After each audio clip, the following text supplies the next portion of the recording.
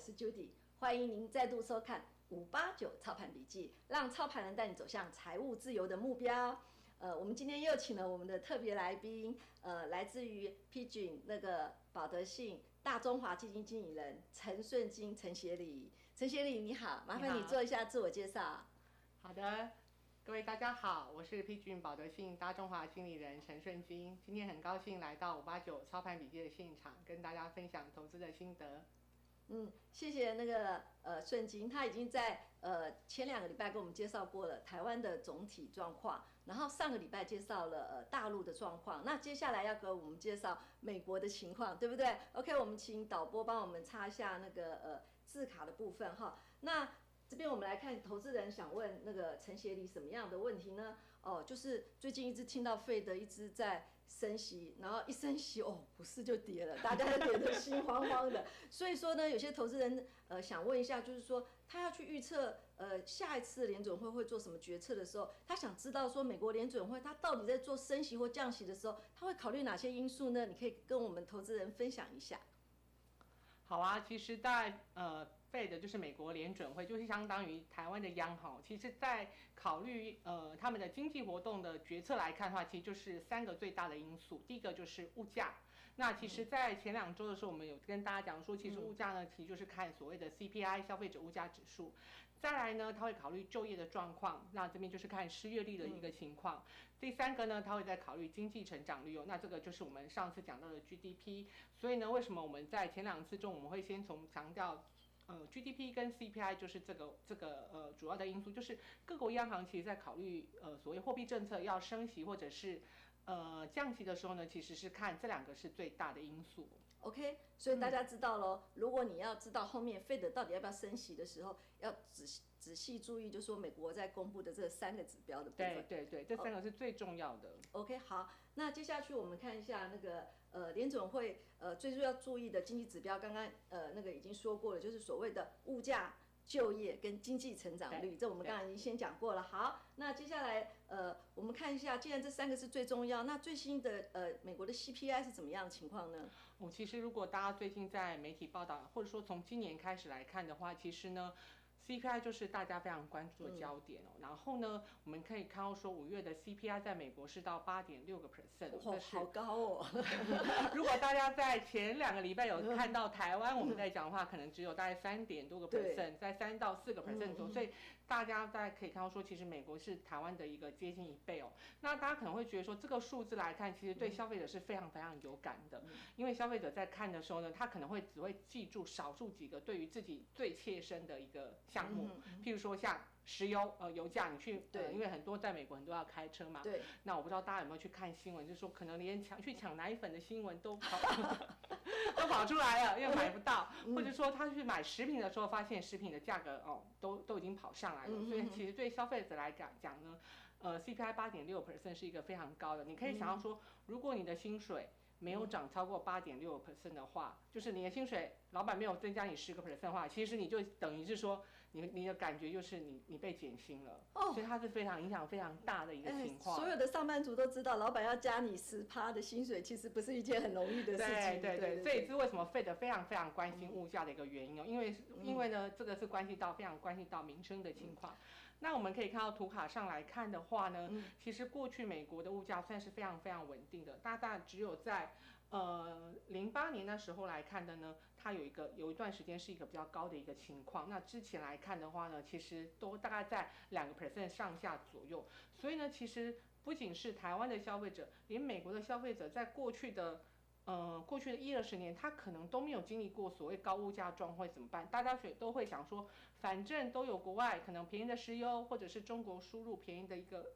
商品过来，所以大家其实没有什么太担心但是这1-2年其实状况不太一样了。我们刚刚讲到说，今年的 CPI 就是物价已经是40年来新高，我们这些图上只有看到20年，其实它已经可以跟拉长到40年的状况。所以其实今年为什么大家会对物价讨论这么多，或者说大家在媒体上看到Fed一直在谈这件事情。所以照你这样分析的话，刚好现在年纪差不多40岁左右的美国人，应该会觉得这是他这一辈子以来看过最高的数字。对。那我们可以看到说在 CPI 这么高来看的话呢，其实是有原因的。那我们可以看到在所谓的在哪些项目是一个比较高的一个情况哦。大家可以看到说，刚刚讲到石油就是一个比较高的一个情况了，那再就是食品也是一个比较高的一个情况。那这两个呢，其实我们在 CPI 中来看的话，其实都很容易看到。那其实呢，在这次 CPI 的来看的话，其实还有一些项目来看的话，也是还蛮高的哦。你要不要猜猜看有哪些？我想啊，因为有乌俄战争的影响，所以说第一个石油一定会是个问题，第二个他们又是粮食大国，所以这两个绝对跑不掉嘛，对不对？还有一些就是说别的国家没有的，他们有的一些物品，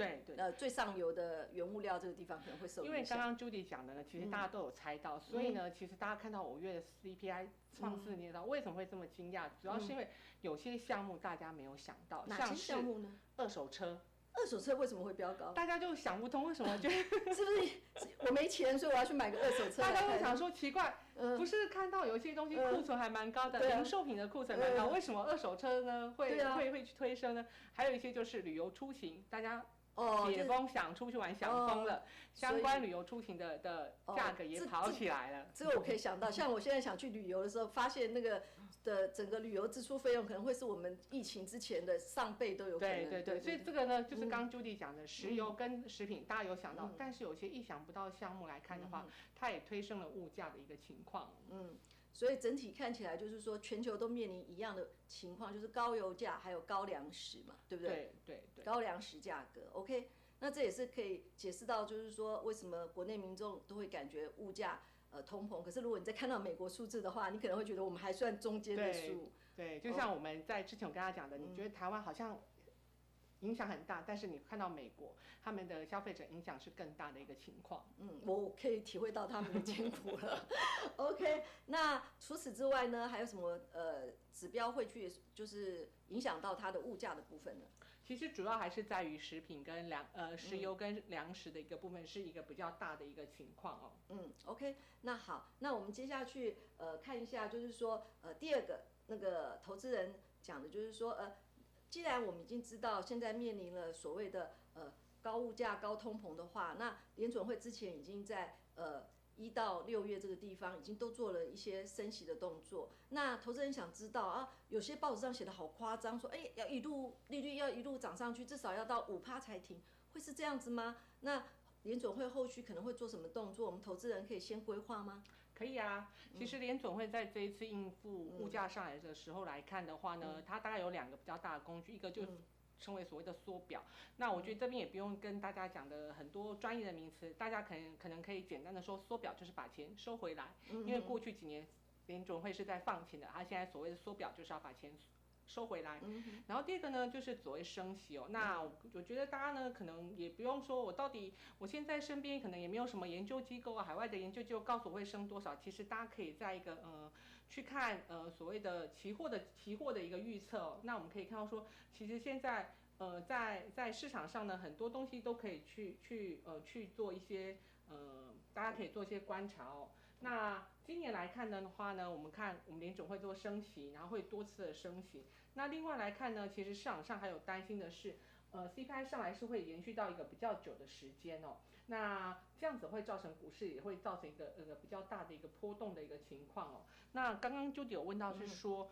到底会升多久，会升多少次？其实市场上大家会有一个公开的观察的东西，叫做芝加哥商品交易所有一个所谓的 Fed Watch 的这个工具哦。在这个工具来看的话呢，大家就可以知道说，到底 Fed 想升息几次，或升息到什么程度哦。因为它呈现的方式就是它一个百分比，然后一个升息的幅度。所以在6月来看的话呢，我们可能可以看到说，Fed 在年底的时候可能都已经想升息到4%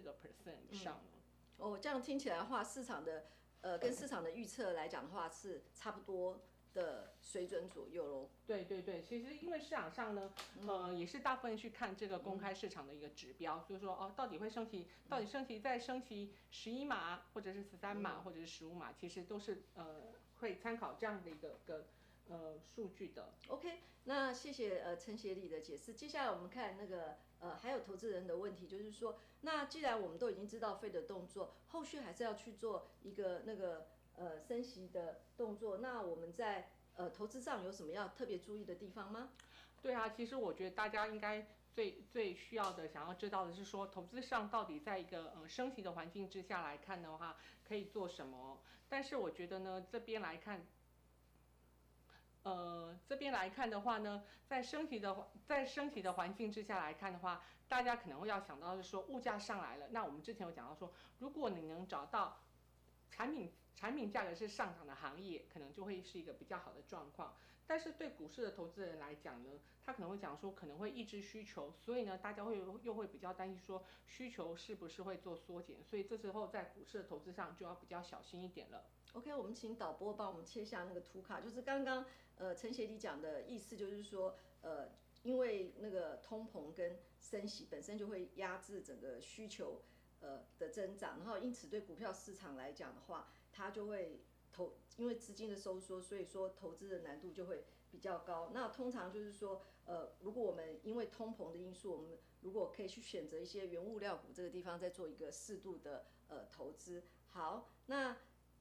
今天非常谢谢那个陈协理给我们带来那个精辟的分析。那我们想问一下那个陈协理，下周要帮我们介绍什么呢？其实我们从台湾看到大陆，看到美国，那我们下礼拜就来看看说，其实在这2年影响全球最大的一个经济的因素，可能是战争，或者是在 COVID 这边的影响了。OK， 好，那请各位投资人不要忘了下个礼拜继续收看。那到了节目最后的尾声，还要提醒你不要忘了按赞、订阅、分享，并且开启你的小铃铛。那我们就下星期再见喽，拜拜。